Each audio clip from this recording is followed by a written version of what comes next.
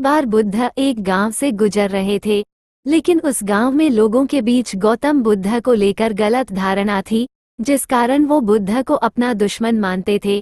जब उस गांव में बुद्ध आए तो गांव वाले उन्हें बहुत भला बुरा कहने लगे और बदुआएं देने लगे, लेकिन इसके बावजूद भी बुद्ध गांव वालों की बात शांति से और मुस्कुरा कर चुपचाप सुनते रहे।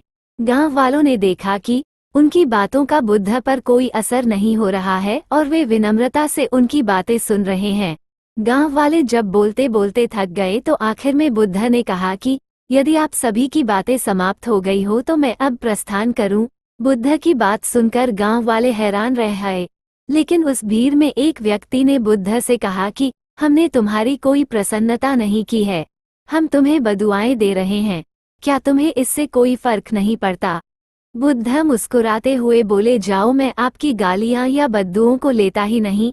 आपके द्वारा दी गई गालियों से भला मेरा क्या होगा? जब तक कि मैं आपकी गालियों को स्वीकार ही नहीं करता इसका कोई परिणाम ही नहीं होगा। जानते हैं, कुछ दिन पहले एक व्यक्ति ने मुझे बहुत सारे उपहार दिए, लेकिन मैंने उसे लेने से मना कर दिया। जब मैं लूंगा ही नहीं तो कोई मुझे कैसे दे पाएगा? बुद्ध ने पूछा, बताइए, अगर मैंने उपहार नहीं लिया तो उपहार देने वाले व्यक्ति ने क्या किया होगा? भीड़ में से किसी ने कहा, व्यक्ति ने अपने उपहार को अपने पास रख लिया होगा।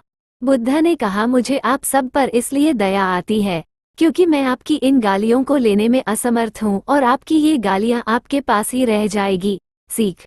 भगवान गौतम बुद्ध के जीवन से जुड़ी इस कहानी से यह सीख मिलती है कि हम अक्सर अपने दुखों का कारण दूसरों को समझते हैं, लेकिन असल में ये हम पर ही निर्भर करता है कि हम वास्तव में क्या लेना चाहते हैं, खुशी या गम, उदासी या मुस्कान। यकीन मानिए, ये छोटी सी कहानी जीवन में एक बड़ा बदलाव ला सकती है।